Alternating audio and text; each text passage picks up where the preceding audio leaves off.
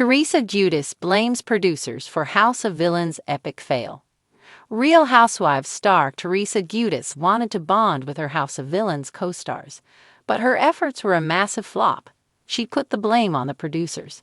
Keep reading to find out what happened. Teresa Giudice names biggest Bravo villain.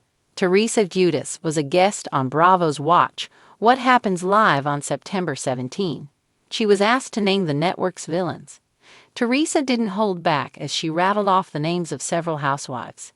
She tapped RHOA alum Kenya Moore, RHOA's Lisa Rinna, the Real Housewives of Potomac alum Candiace Dillard Bassett, and the Real Housewives of Salt Lake City star Monica Garcia as villains.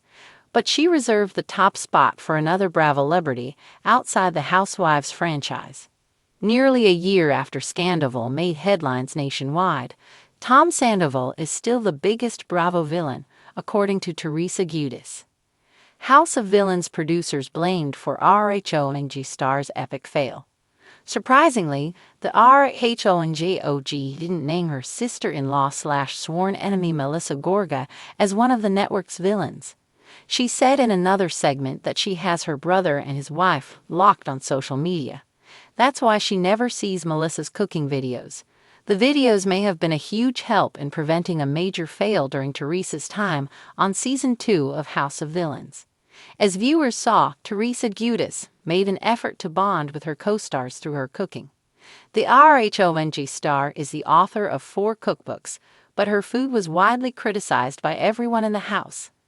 The RHONG star claimed on WWHL that the producers of House of Villains set her up to fail. How? According to Reality Tea, Teresa Giudice promised her housemates a beef roast that turned out inedible. She claimed that the producers provided her with brisket to cook. Teresa Giudice had high hopes when she signed on to appear on the reality competition show House of Villains. As one of the most recognizable names in the Real Housewives of New Jersey history, she was expecting to bring her signature table-flipping attitude and spicy personality to a new stage. But what was supposed to be a triumphant crossover into another reality TV universe turned into a disaster, at least according to Teresa herself. Now, in a post-show rant that has reality TV fans buzzing, Teresa is blaming the producers for what she's calling an epic fail. From the moment Teresa stepped into the House of Villains mansion, she thought she had the game in the bag. After all, she had survived over a decade in the cutthroat world of RHONG, where backstabbing, betrayal, and shifting alliances were everyday occurrences. But what she didn't anticipate was how different House of Villains would be from the Housewives universe. Instead of wine-throwing and confessional digs, it was a strategic game that required manipulation, alliances, and backstabbing at a level she hadn't quite mastered. When Teresa was eliminated early in the season, fans were shocked. How could one of the most infamous reality TV icons be out so soon? Many expected her to dominate, but instead, she barely had time to unpack before she was sent packing. While some critics and viewers speculated that Teresa simply wasn't cut out for the cutthroat strategy of the show, Teresa has a different take. She believes the producers set her up to fail. "They didn't let me be me," Teresa fumed in a recent interview on her Namaste B. podcast. "I'm Teresa Giudice. I've been doing reality TV longer than half these people, and they didn't even let me shine. It was all rigged, I'm telling you. They had their favorites, and they made sure I wasn't one of them." According to Teresa, the show's producers deliberately edited her to look clueless, cutting out the moments where she actually made smart moves. "I had alliances. I was playing the game. But did they show that? No. They made me look like I was just standing around doing nothing." She went on to claim that the producers manipulated challenges to ensure that she didn't win any. "I swear, those competitions were designed against me. I work out, I do yoga, I eat clean, and you're telling me I couldn't even win one challenge? Please, they didn't want me to win." Her frustrations didn't stop at the competitions. Teresa also accused the producers of encouraging the other villains to target her early on. "They told people I was a threat. They wanted me out. They knew if I stayed too long, I would have taken over the whole game. It's the same thing they do to me on RHONJ.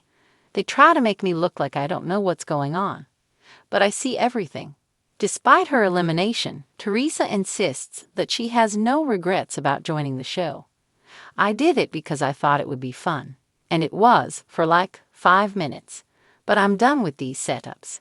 If I ever do another reality competition, I want it to be fair. Fans have mixed reactions to Teresa's claims.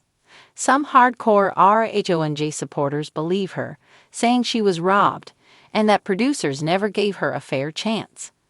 Others, however, think she simply wasn't cut out for the game and is looking for someone to blame.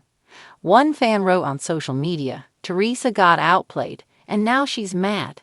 It's a game, girl, not a Housewives reunion." Meanwhile, sources close to the production have denied Teresa's accusations. One insider revealed Teresa wasn't set up. She just didn't understand the game. The other villains saw her as an easy target because she wasn't making strategic moves. That's on her, not the producers.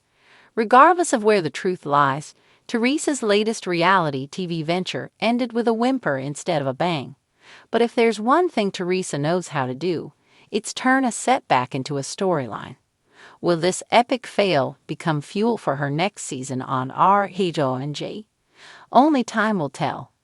One thing is for sure, Teresa Giudice isn't going anywhere, and neither is the drama.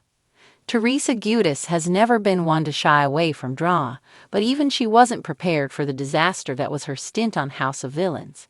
The Real Housewives of New Jersey star, known for her table-flipping antics and fiery personality, thought she'd be the perfect fit for the reality show that pits notorious reality TV villains against each other. Instead, her time on the show was cut short, and now she's pointing fingers at the producers, the editing, and even her fellow castmates. "I was set up to fail," Teresa lamented in a recent interview, her Jersey accent thick with frustration.